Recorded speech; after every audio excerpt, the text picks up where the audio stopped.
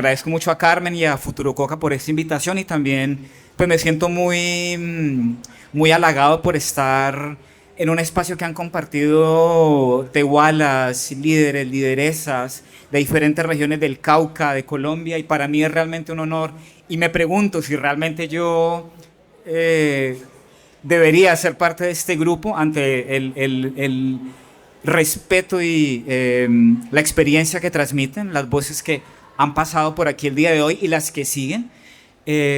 Carmen les había comentado una pequeña presentación mía. Yo soy profesor universitario, soy del occidente del Cauca. Mi familia y yo venimos del municipio de Cajibío.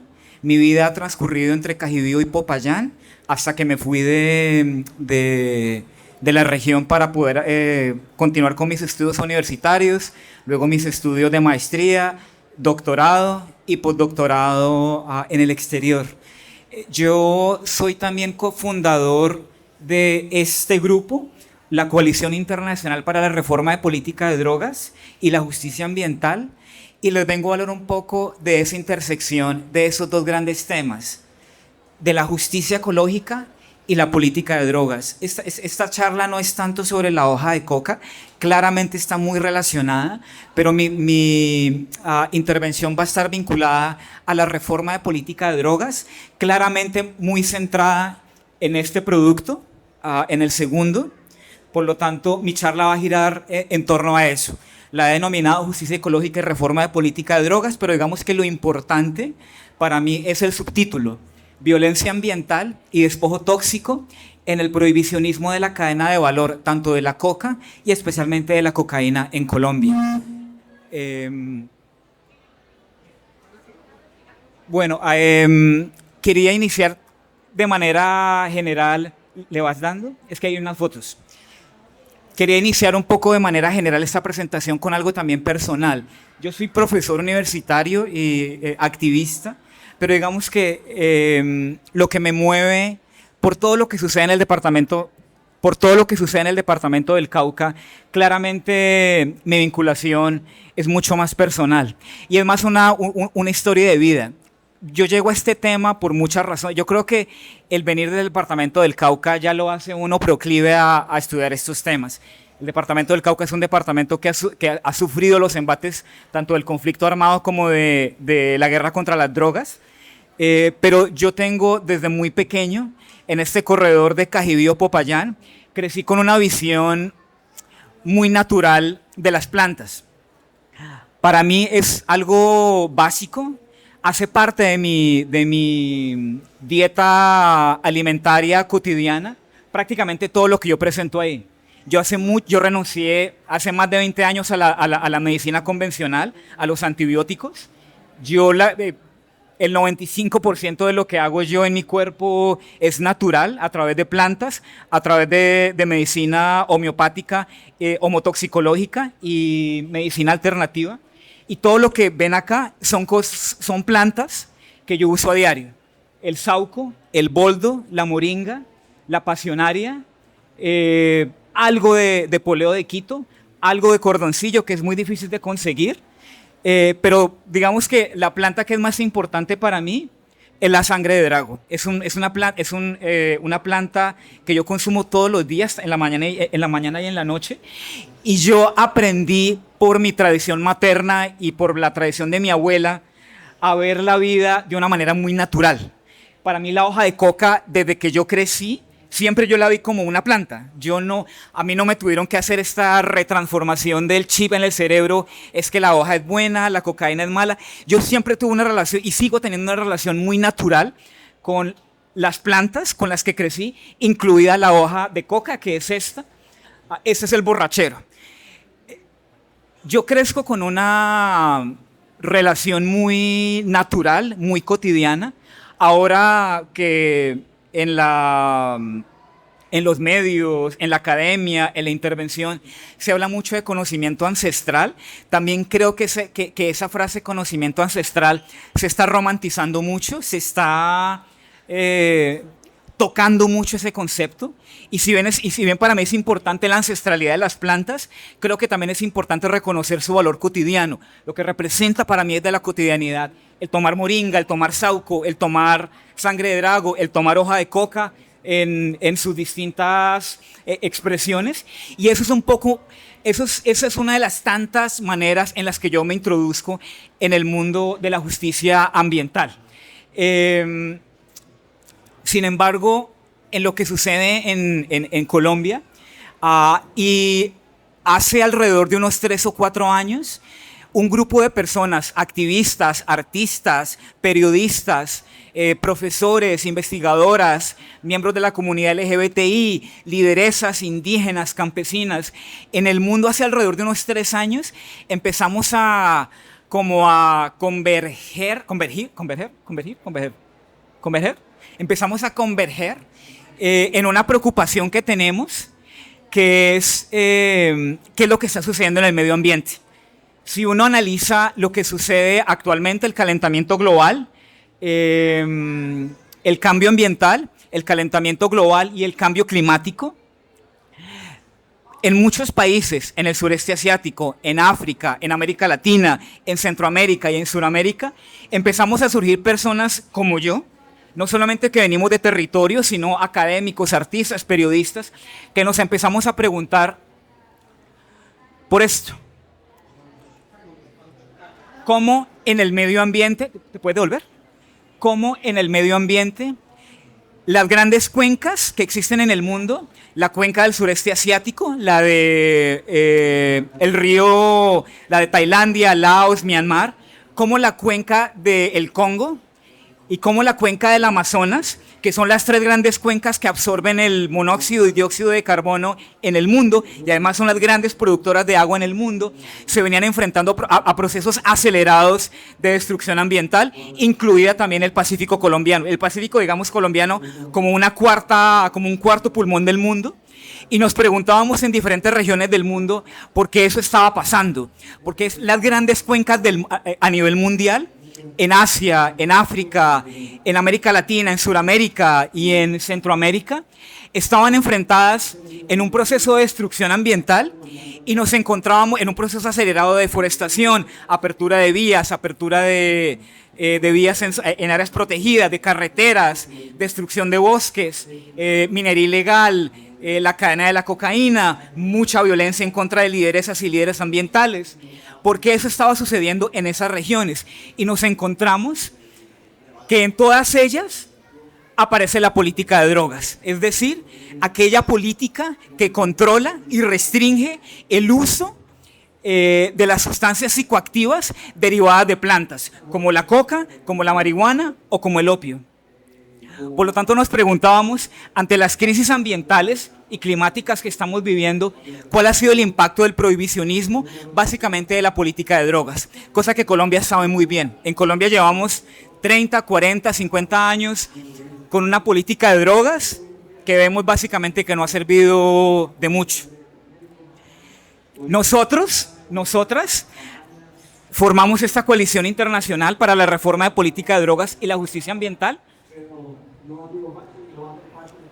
Y nos preguntábamos entonces, en estos grandes espacios, el Pacífico colombiano, la Amazonía, la cuenca del Congo y el sureste asiático y muchas otras regiones, ¿cuál es ese eslabón perdido? Ese vínculo que conecta esas grandes transformaciones ambientales con la situación actual. Y veíamos entonces que la política de drogas era ese elemento que falta discutir, pero que poco se discute en el Congreso, en las Naciones Unidas, en diferentes espacios.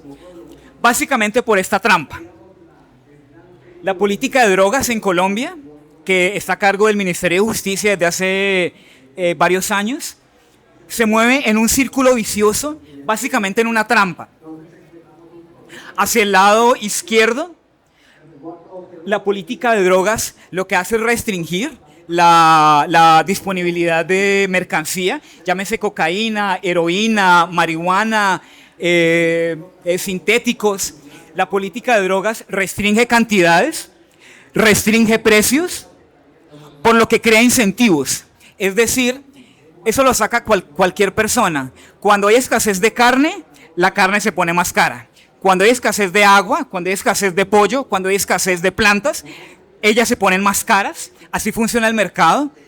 Al restringir, al tener una política de drogas que restringe la movilidad de sustancias ilícitas, lo que se crean son automáticamente se crea un incentivo, es decir, sube los precios.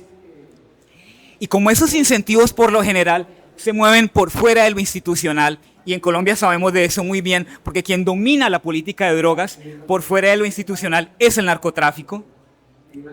Desde el narcotráfico se resuelven las disputas de la política de drogas y se crea un mercado de oportunidades, de lo que en Colombia sabemos mucho. Nosotros llevamos con una política de drogas de 40 años, de más de 40 años, y solamente las cifras nos dicen el éxito o fracaso de la misma. En el 2012, Colombia tenía 40.000 hectáreas de coca. En el 2000, 40.000 hectáreas de coca sembradas para la cadena de valor de la cocaína. En el 2024, es decir, en el informe que sale este año de las Naciones Unidas, de 40.000, pasamos a 260.000. Es decir, que claramente ha habido una expansión, pese a toda la política restrictiva de drogas, ha habido claramente una expansión exponencial que hace que en el mercado colombiano pasemos de 40.000 a cerca de más de 260.000 hectáreas. Por lo tanto, se crea un mercado de oportunidades. Y para quienes estudiamos estos temas o venimos de las regiones que cultivan coca, llámese Cauca, Bajo Cauca Antioqueño, la Orinoquía, la Amazonía, nosotros sabemos que esas economías son muy tóxicas, pero a su vez actúan en portafolio. Es decir, si yo tengo cultivos de coca, es muy probable, como lo estamos viendo en el sur de Colombia, en el Putumayo, en el Pacífico y en la Amazonía, es muy probable que la economía de la cocaína esté articulada cada vez más con la economía de la minería ilegal. Es decir, que en ese círculo, desde el lado derecho, desde este lado derecho, la política de drogas, al ser tan restrictiva, lo que hace es generar incentivos que para el caso colombiano, lo que hacen es expandir los cultivos de coca, pero además ponerlos en relación casi que cotidiana con la minería ilegal, con la tala indiscriminada de bosques y con muchas otras economías que son cada vez más violentas y cada vez más tóxicas. Eso desde el lado derecho. Pero desde el lado izquierdo nos encontramos con lo mismo. La política de drogas a través de la interdicción. La interdicción es aquella política de Estado que lo que hace es tratar de regular y controlar el flujo de una mercancía. Lo que ustedes ven en los noticieros cuando incautan cocaína en Tumaco, Buenaventura, en el Naya. La interdicción hace en el caso colombiano, peruano, boliviano, que se empuje la frontera agrícola. ¿Eso qué significa? Si estoy sembrando coca para la cadena de valor de la cocaína y yo intervengo esa hectárea, lo único que estoy haciendo es obligando a esa persona que cultiva coca a irse más lejos, a penetrar más la montaña, a penetrar más el bosque. Por lo tanto, se empuja la frontera agrícola. ¿Eso qué significa? Que en la medida en que yo empujo la frontera agrícola hacia regiones cada vez más vulnerables ecológica y socialmente, lo vemos en Colombia. Si ustedes analizan la distribución de los cultivos de coca en 1999, solamente un puñado muy pequeño de municipios en el Pacífico tenían coca. Para el 2026, alrededor del 90% de los municipios que conforman la cuenca del Pacífico, el Pacífico colombiano, tienen presencia de coca. ¿Eso qué significa? Que a través de la interdicción empujamos la frontera agrícola, es decir, tratamos de controlar la producción de coca en una hectárea, pero lo que hacemos es crear un incentivo para que esa persona que cultiva coca aquí se vaya para allá, se vaya para allá y se vaya para allá. Es decir, empujamos cada vez más la frontera agrícola y es por eso que en el 2012 teníamos 40.000 hectáreas y en el 2026 tenemos 260.000. Es un juego básico de economía, básicamente del hogar. Eso claramente acelera la degradación ambiental, genera un círculo vicioso de cambio climático, porque en la medida en que yo penetre cada vez más la Amazonía, cada vez más el Bajo Cauca antioqueño y penetre cada vez más el Pacífico colombiano, básicamente las dos grandes áreas que producen agua en este país, el Pacífico colombiano, la Amazonía y el macizo colombiano en el sur del Cauca, en la bota caucana, lo que hacemos es acelerar la degradación ambiental, creamos un círculo vicioso de cambio climático y nos encontramos ¿con qué? Con lo mismo.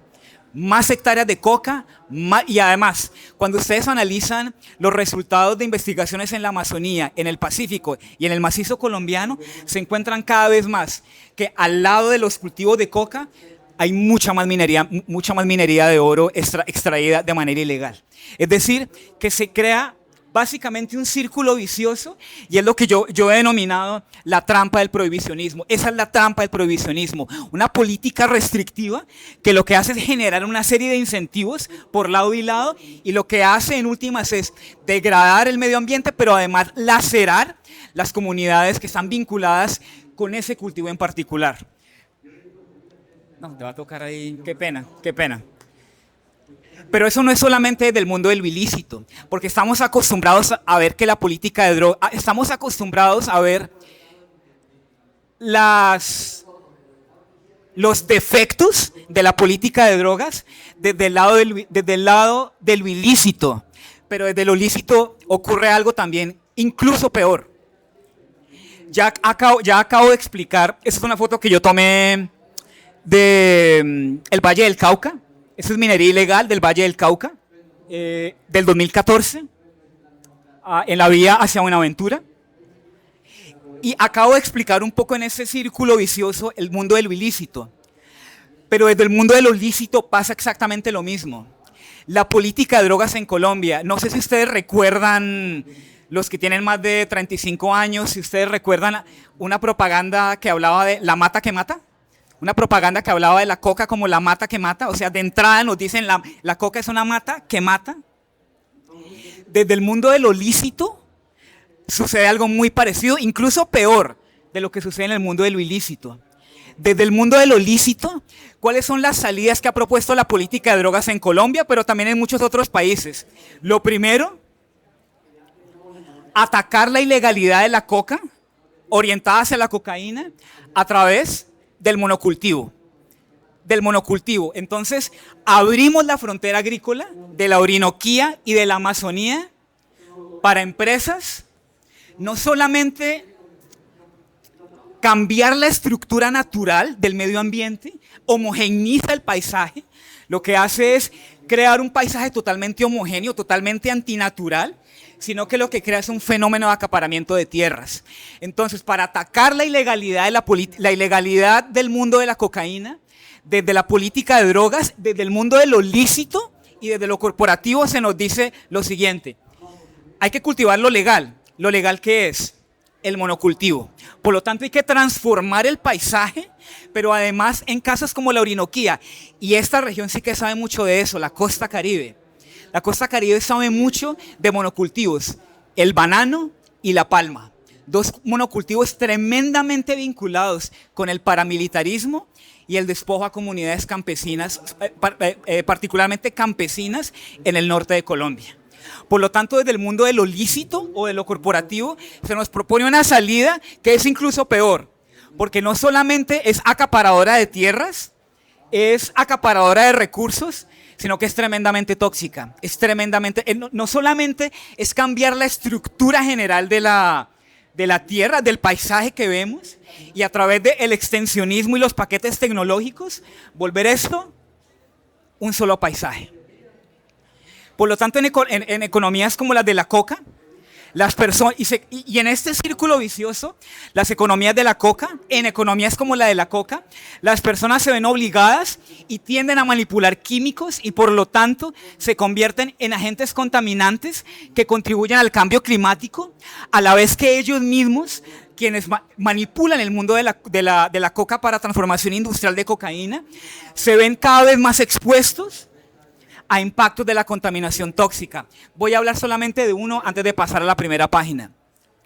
quienes hacen un recorrido por el departamento del Cauca, ahora que hay tanta producción de hoja de coca para la producción de cocaína, ustedes se pueden dar cuenta de algo, la transformación del laboratorio. Antes el laboratorio estaba mucho más adentro de la montaña y había una separación mucho más clara entre el procesamiento y el cultivo, ahora no. Ahora los laboratorios tienden a ser más familiares. En la medida en que son más familiares, quienes cultivan también trabajan en el procesamiento y quedan totalmente expuestos. Es decir, cuando uno hace recorridos en los laboratorios, uno se encuentra personas que básicamente no usan ningún tipo de protección, familias particularmente campesinas y afro, que no usan ningún tipo de protección. Por lo tanto, las personas en ese mundo contribuyen al cambio climático a través de la manipulación de tóxicos, pero a la vez se ven expuestos a impactos de la contaminación tóxica, algo que conocemos como un círculo tóxico. ¿Cómo le ha ido a Colombia con sus políticas de erradicación, sustitución y regulación? Yo creo que es que la pregunta se responde por sí sola. El hecho de que llevemos 50 años en un conflicto armado, la situación el día de hoy a julio de 2025, en departamentos como el Cauca no puede ser peor. Yo creo que la pregunta se responde por sí sola. Cuando evaluamos que en el 2012 teníamos 40.000 hectáreas y en el 2026 260.000, yo creo que el número responde la pregunta por sí sola. Las políticas de erradicación, sustitución y regulación han sido claramente un fuerte generador de violencia armada, estructural y ambiental. Han terminado causando más daño del que se han propuesto reparar, habiendo una poca o nula reparación, reconciliación y sin salidas duraderas. Ese es un cuadro que ahorita lo voy a desglosar porque esto sí está para un sábado 4 de la tarde, Santa Marta, Bahía de la Marina. Este cuadro es lo más antipedagógico. Lo voy a partir. Simplemente lo que quiero mostrar es que yo vengo trabajando en escenarios donde la violencia tóxica y la violencia ambiental y el despojo tóxico vinculado con la política de drogas afecta de diferente manera poblaciones en Colombia, y yo me he concentrado en 5 escenarios. Estos son los escenarios, estos son las variables a tener en cuenta, y esta es la población y los ecosistemas afectados. ¿Puedes dar? El escenario número 1, la toxicidad asociada a ese ensamblaje o economía circular de la coca del que venía hablando. Variables a tener en cuenta: las personas expuestas tanto al cultivo de la coca, pero particularmente al procesamiento de la cocaína, y ahora más que nunca porque las dos tienden a ser cada vez más cercanas. Implica enfermedades en órganos como la piel y órganos respiratorios. Esto lo veo mucho en el Cauca ahora en los laboratorios. La gente ya anda totalmente destapada en el procesamiento, y es incluso para mí, que voy en un solo día a absorber esa cantidad de tóxicos, y para mí es complejo hacerlo todos los días, claramente expone órganos como la piel y los respiratorios a un ambiente tóxico cada vez más profundo. ¿Cuál es la población afectada? Cultivadores y procesadores de coca. Y me quiero concentrar en las 4 que siguen, porque son 4 violencias ambientales que estamos muy poco acostumbrados a analizar, pero que están muy presentes en el campo colombiano. La primera, la violencia lenta asociada a políticas de sustitución y erradicación fracasadas. Para esto hay un nombre puntual: la Política Nacional de Sustitución de Cultivos Ilícitos, el PENIS. La gran política del gobierno de hace 2 gobiernos, asociada a los acuerdos de paz de La Habana. La gran política de drogas de ese acuerdo de paz de La Habana era el PENIS, la Política Nacional de Sustitución de Cultivos Ilícitos, el PENIS, que fue un total fracaso. Eso fue un total fracaso. No solamente las comunidades quedaron sin acompañamiento técnico, sin acompañamiento financiero, sino que fueron llevadas a sustituir sus cultivos de coca sin un cultivo que pudieran aprovechar de manera en el largo plazo, y lo que quedaron fueron básicamente comunidades tiradas a su suerte. en Putumayo, en el Caquetá, en el Cauca, en el Bajo Cauca antioqueño, una política realmente que fue un fracaso. ¿Eso a qué llevó? A que miles y miles de familias arrancaran sus matas de coca para salir de ese círculo ilícito. En la mitad del proceso, 2018-2020, fueron dejados sin nada, sin acompañamiento técnico, sin acompañamiento financiero. 2 años después,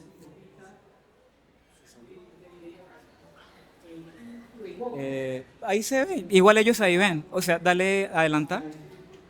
Ahí se ve. Ustedes ahí ven, ¿cierto? ¿No? No se ve.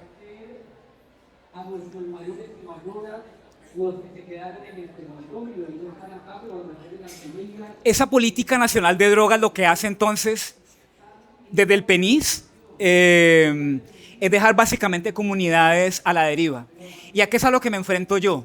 Cuando empiezo, además de que yo vengo de una región que cultiva coca, es lógico que cuando yo me enfrente a una política de Estado que fracasó, ¿con qué es lo que me voy a encontrar? Con miles y miles de mujeres, madres, cabeza de familia, en el campo, y esto lo vi y lo veo a diario, en el Cauca, en el Meta, en Nariño, en el Bajo Cauca antioqueño. Familias, miles de familias que en el marco de una política de sustitución como esta, que fracasó, miles de familias sin el apoyo técnico y financiero que se les prometió, pero además sin los cultivos de coca que eran los que usaban para sobrevivir. ¿Con qué nos enfrentamos? Con miles y miles de familias, todos los días enfrentadas, 5 minutos, a un daño psicoemocional, pobreza, trauma intergeneracional y ciclos de hambruna, como los que vimos en Corinto y en Miranda, donde yo participé en parte de la evaluación de ese proceso. La violencia, el tercer escenario, ya acabo de hablar de él, no voy a hablar de él nuevamente, es la introducción de los monocultivos. Me quiero concentrar en el número 4. Hay un escenario que también es muy complejo de abordar. La violencia reproductiva asociada a la aspersión aérea. Y aquí voy a hablar tanto de la aspersión aérea como de la sustitución y erradicación legal. Para quienes trabajamos en contextos de erradicación vía aspersión aérea, lo voy a resumir con un ejemplo. 2018. Janet Valderrama y Orillanet Alape. La una de Sólita, Caquetá, la otra del Tolima. Fueron los 2 primeros casos aceptados por la Corte Interamericana de Derechos Humanos en el 2018 de mujeres que quedaron expuestas a aspersión aérea de glifosato. La una en Sólita, Caquetá, en 1998, la otra en Chaparral, Tolima, en 1999, y en el 2018, la Corte Interamericana de Derechos Humanos, en la primera sentencia a nivel mundial sobre la responsabilidad de un Estado en una política de drogas, es la primera sentencia a nivel mundial, en legislación mundial, orientada hacia la responsabilidad de un Estado en su política de drogas. Admite que esas 2 personas y las comunidades de las que venían no fueron advertidas de las implicaciones y de los impactos de una política de aspersión aérea, y que el Estado no garantizó las condiciones para esas familias recibir esta política de drogas, por lo tanto no eran claros sus impactos. Orillanet Alape, ella murió en 1999, ella pierde su hijo, Janet Valderrama muere, Orillanet Alape pierde su hijo, Janet Valderrama pierde su hijo también, pero a los 6 meses después ella muere en la clínica Valle de Lili, básicamente por su exposición a glifosato. En Colombia, un grupo de académicos e investigadores y activistas del Centro de Violencia Reproductiva de la Universidad del Valle, pero también otros, creo que de justicia también algo tiene en esta línea. Trabajamos en recolección de casos de mujeres que han sido expuestas a la aspersión de glifosato. Se miden los paquetes tecnológicos de dos clases de fincas en Corinto y en Miranda. Fincas que tenían cultivos ilícitos, un primer grupo de fincas y un segundo grupo de fincas que hacían la transición de cultivos ilícitos a cultivos lícitos. Cuando se analiza los paquetes tecnológicos, básicamente en dos grandes variables, fertilizantes y pesticidas, los fertilizantes de ambos grupos, las fincas que tienen cultivos ilícitos y las fincas que tienen cultivos legales, básicamente la toxicidad de los fertilizantes es la misma. Pero cuando se analizan los pesticidas de las fincas de cultivos ilícitos, los pesticidas en su gran mayoría tienden a tener pesticidas de baja carga tóxica y solamente 1 o 2 casos de carga media tóxica. Cuando se analizan los cultivos lícitos en el Cauca, es un ejercicio que yo hice también en el Meta.